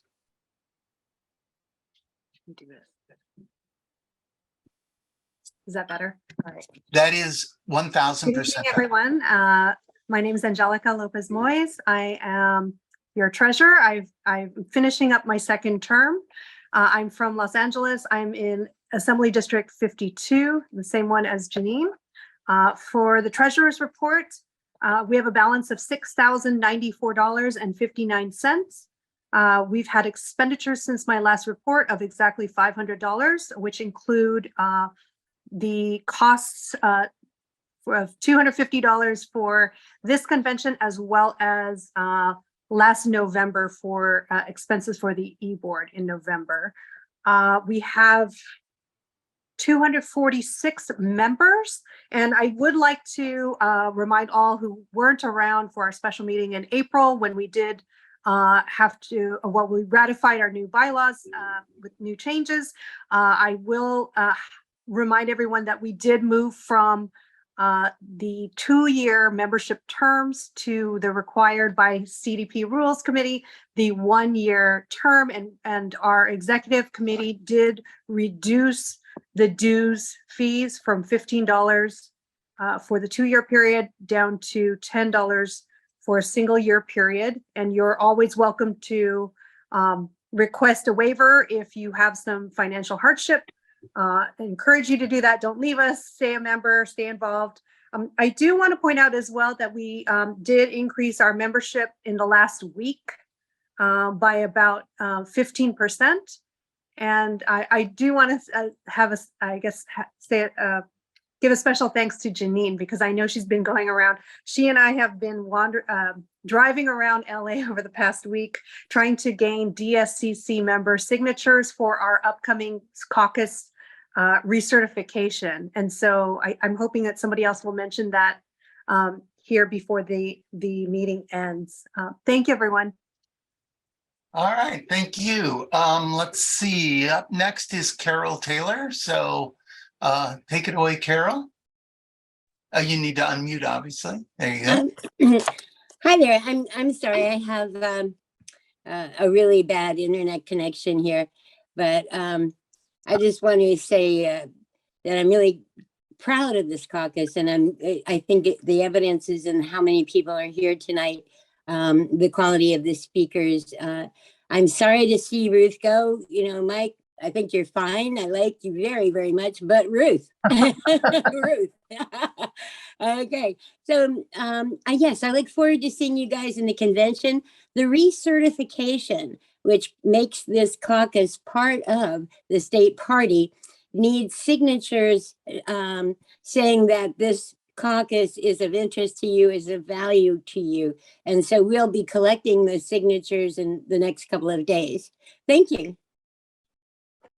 Okay, great. That's everybody. In fact, look for us. We'll have clipboards and asking you to sign. You don't even have to be a member of the caucus to sign the form. You just have to be a delegate or a DSCC manager. Next up is what I've been sort of waiting for, and that is the open forum. Let's see what the time is. Yeah, it'll be shorter than we were hoping, but still, that's what's up next. And we've had a special request by Betty Toto to lead it off, not lead it, but lead it off. And what we ask is that when you, to take part in the forum, raise your electronic hand and we'll call on you, but please keep your comment down to like a minute and a half at the most. So thanks, everybody. Chair, I wanted to also let you know that Dr. Phyllis Willis is here as well from the Watts Labor Community Action Committee as well to speak and spur conversation in our open forum as well. Thank you. Okay, so perhaps what we should do is let them talk first, keeping it down to a couple minutes, and then we'll have two conversations going at the same time, depending on whose hands up when. Does that make sense? That makes sense. Okay. Hearing no one go, Mike, that's the most stupid thing I ever heard. Let's continue that way. So first up, let's ask Betty Toto to talk. Thank you so much.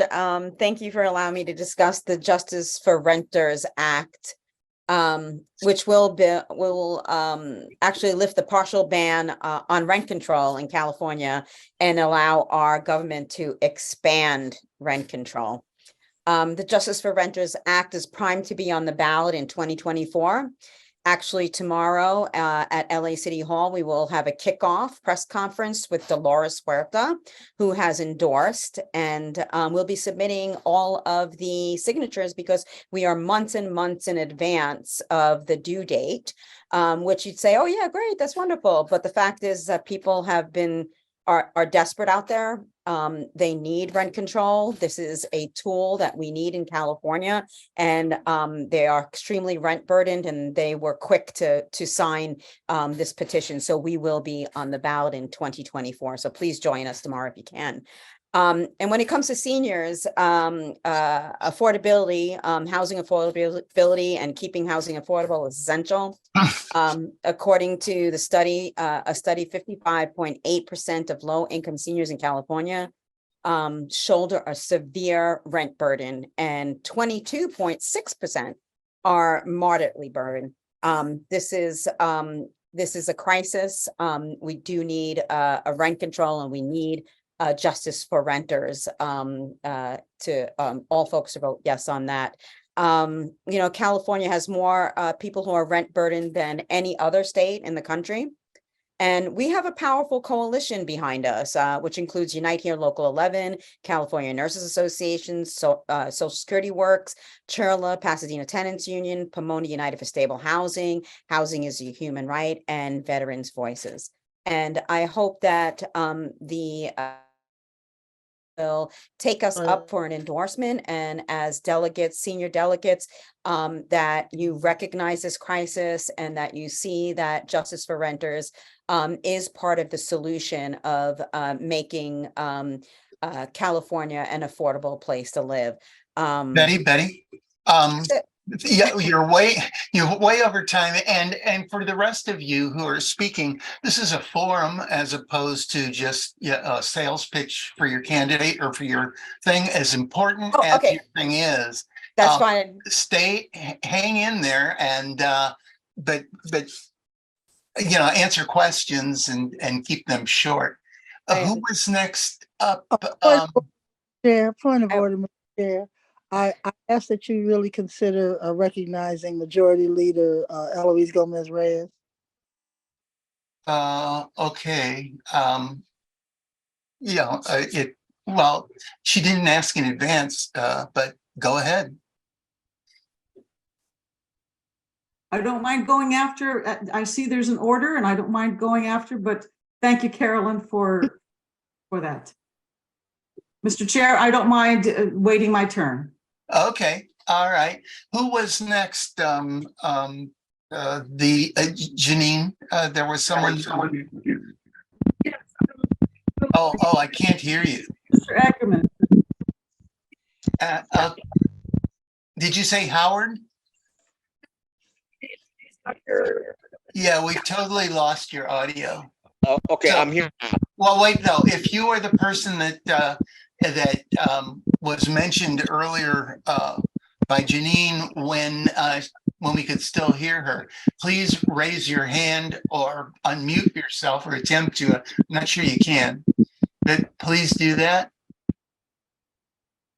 And if you can't, then we'll, okay. Hear me now? Yeah. Who was it? Yeah, it's Dr. Phyllis Willis. She's the Senior Director at Watts Labor Community Action Committee. Okay, I see that she's unmuted, so go ahead, Phyllis. Can you hear me? Okay, thank you for having me. I'll be brief, and I won't use all of my notes, but my name, as she said, is Phyllis Willis. I'm the Senior Director. We service about 40 zip codes in South Los Angeles, 5 senior centers, and one of our big priorities is healthcare and racial justice and health equity. So we're actually, I just want to do a plug for my partners, the Los Angeles Alliance and Aging Committee. Chair is Laura Trejo, and I'll be the chair coming up in July. And I'm also part of the racial justice, which closely aligns with health equity. And so we are pushing a program to hear our voices through our participants, which we are now in neighborhoods providing diabetes through evidence-based programs. This is just one of our programs funded through the Archstone Foundation. So I'm just going to say that if you live in any neighborhood or near any hospital, we also work with public health. We also provide services for their patients who are referred. 40% of those that died from COVID were those with diabetes. So that's just one of our platforms. And I just got a text a few minutes ago, Jeanine, we were talking about COVID, and my program manager just texted me that she's been exposed to COVID this evening.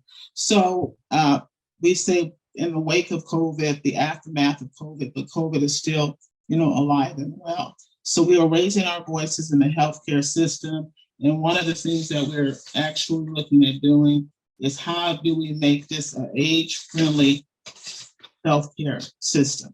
And so we're working with a lot of providers and hospitals to do that. So look out for us through the Los Angeles Alliance and Community and Aging. And I will be able to say more the next time I come on, because I know everybody's trying to get their voice heard. Thank you. Okay, thank you, Phyllis. And to the rest of you with hands up, let me restate what the purpose of a forum is. It is to bring up subjects and to discuss them. So if you could do that, we'd really appreciate it. And at our next meeting, we'll probably have a lot more time, but let's bring up subjects and discuss them, because that really is our intention of what we want to do for the rest of the term, is listen to you with your ideas about what's important and discuss them. So next up, it looks like it's Eloise. I wanted to help be the timekeeper. We had talked about that. How long? Yeah. I can hold a 15-second warning. Okay, let me look at the clock. Theoretically, we only have 9 minutes left, so I think we need to hold it to 1 minute and apologize to everyone and do it better next time, I guess. Well, Chair, I believe we agreed to extend just a little bit. Do we go till 9:05 or 9:10? Yeah, we could go a little bit over, but we have a lot of hands up. So if everyone limits themselves to 1 minute, we'll just go a little over. But why don't we have do a dead stop after Dan McQuarrie in order to avoid going till 10 or 11 or 12. Okay, so next up is Eloise. Go ahead, Eloise. Thank you so much. I'm Eloise Reyes. I'm the Assembly member representing the 50th Assembly District, running for Senate in the 29th Assembly District in the San Bernardino County. I am the majority leader for the California State Assembly, but I also, more importantly, sit on the Assembly Committee on Aging and Long-Term Care. Seniors have been a very important part of my identity.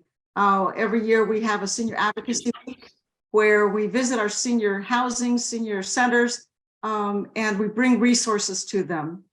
I'm probably the only office in the legislature that does this on an annual basis. We visit up to 40 different places.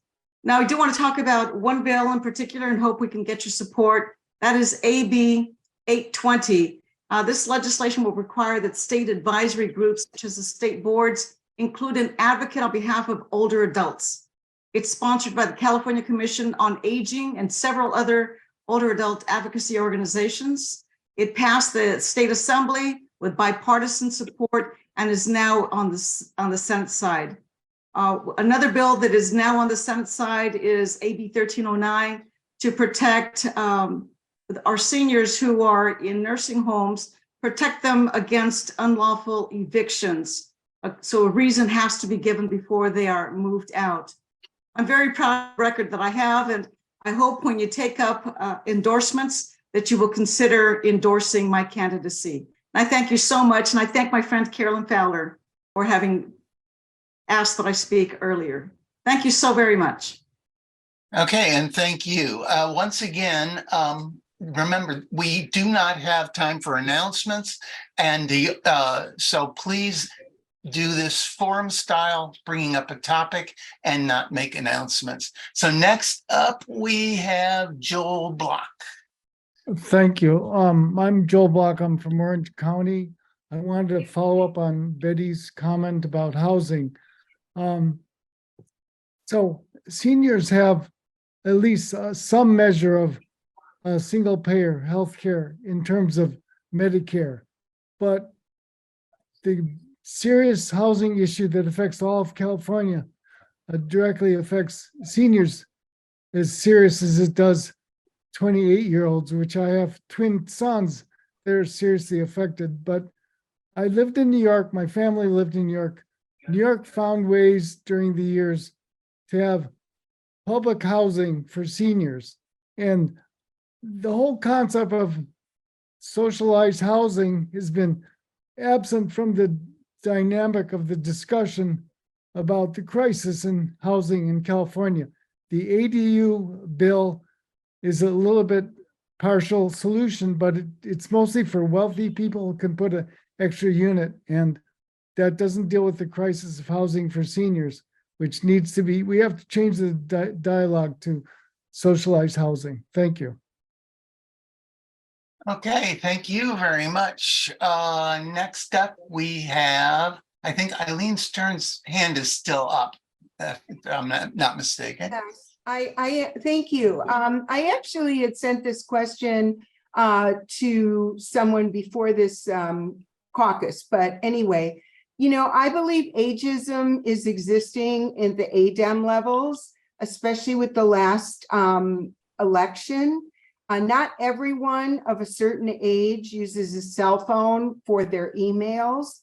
And I had people come, older people who came in person to vote, but they couldn't do it because they were technologically challenged. And finally, 2/3 of the ballots that were requested in our district were not returned. And I believe many of them might have been seniors. There's no way to know that for a fact.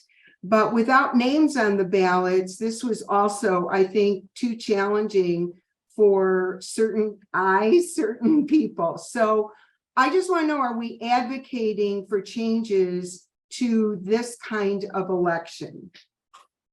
Okay, thank you. And in fact, ageism was originally one of the topics we were going to have at this meeting until we discovered that we already had too many things. So,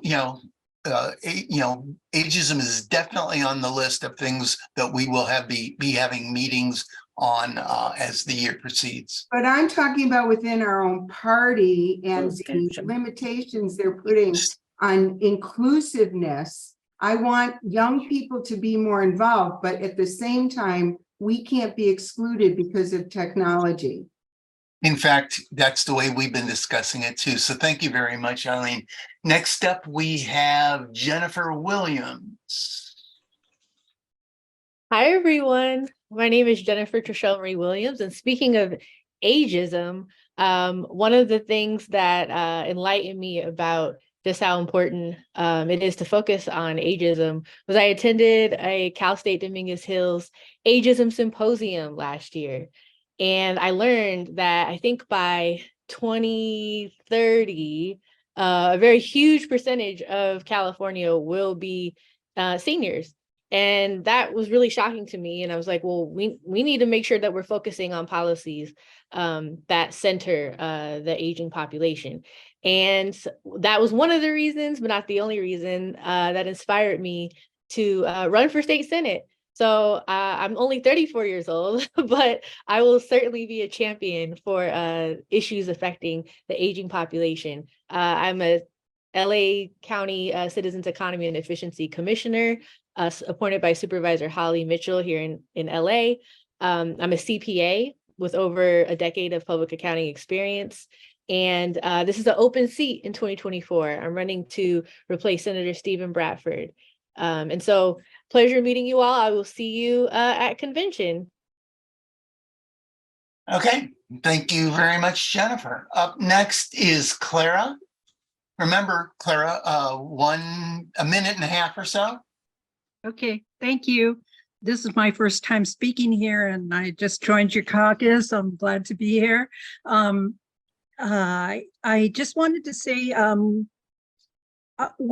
was concerned, and some of us were concerned about the elections in environmental justice communities. We noticed that with the vote by mail, which had an increase in youth votes amongst Latinos and African American voters, but there was a drop off amongst older voters. And it appears that it could have been because there were a decrease in in-person polling locations, which there is a belief that it was because of that older voters, Black and Latino voters, there was a drop off in turnout. And so we have a resolution to increase voter participation in environmental justice communities. Thank you. Okay, thank you. Next up, we have Chef Basil. So unmute yourself. There you go. Good evening, everybody. I'm Chef Basil. I'm the chair of the Veterans Caucus, and I'm also a member of this organization. We want to be partnerships with the seniors. I'm a senior, and it's very important that we work together. I see you have several veterans here. You have Howard and Mike and a few other people that are veterans. Plus, you have some of our members here. You have Carolyn Fowler, who's a member, who will be the next controller, and you have Dina Love, our current intern, and who will be the next secretary. I'm just glad to be here, and I want to do whatever I can do to form a great partnership. In fact, I would love to maybe do a joint meeting with the senior caucus, because as I told you earlier, I am a senior. I'm a former homeless Army veteran senior, and we have a lot of issues too as far as housing. And I want to thank Mike for allowing me the time, and I just want to thank all of you that are there. And I want to give a shout out to Susie and her group, and Eloise, who helps a lot of veterans. So thank you for allowing me this time, and go Carolyn, go Carolyn. Thank you, Chef. I'm looking forward to us having a joint meeting. Next up is Cecile. Hi there. I'm Cecile Ben David. Thank you for giving me a minute to speak. I am the chair of the Business and Professional Caucus, and I'm also a member of this caucus. And thank you for showing us how to run a wonderful meeting online, because we're meeting tomorrow night and we're going to model it after yours, because you've made such a good outline for us. Well, good luck with that. What I want to say is that the Business and Professional is joining with the Computer and Internet Caucus, and our main topic, it's not going to be a business meeting, it's going to be an information meeting, and we're talking about artificial intelligence, and that came up tonight. So we're going to be presenting speakers who will be talking about it. And I know you want us to do things with issues, so I have a solution for some people. As a senior, when you go to get your driver's license, they give you a computer and a mouse that doesn't work and ask you to take a test. I want to tell everyone, you can ask for a paper copy of that test, and you can take that test with paper. So make sure you don't have to be a senior. I teach computers and I couldn't use that bloody mouse. So when you go to take your driver's license test, ask for a paper test and they have to give you one. And if you want the directions for our Zoom meeting tomorrow, it's listed on the program. So have a good night and thank you for the outline. We will use it. All right. Thank you very much, Cecile. I've always enjoyed participating in the professional and business, which I might be saying backwards, caucus. All right. On that note, we have made it through our agenda. This is the time when I'm supposed to give a closing statement, but I think I want to keep it short. So I will make it a few reminders. One is, please, if you're at the convention, first of all, look for us with clipboards so that you can sign what they call the sponsor sheet. The other thing is, of course, between Hall A and B, right after the opening, the first session on Saturday morning, which should approximately be noon. And the other thing is, I want to thank you all for being here. I'm looking forward to our next meeting. I think next meeting, well, not next meeting, but a meeting very soon will be only forum, because I think that's what we did wrong. I think we needed to have to be just a forum because, you know, people really want to make announcements and that just doesn't work in a forum. So with that, thanks y'all for coming. I really appreciate it. I am so pleased with this meeting. We got a lot of stuff covered. We got some business covered, and you know, and I think hopefully this made us all a little closer so that you can feel comfortable participating, and we will appreciate all of that. So on that note, I would like to make a motion to adjourn. If you're opposed, please say nay. Gee, I didn't see anyone. So on that, because of that, thank you very much, and express your agreement with adjourning by leaving the meeting. So thank you all.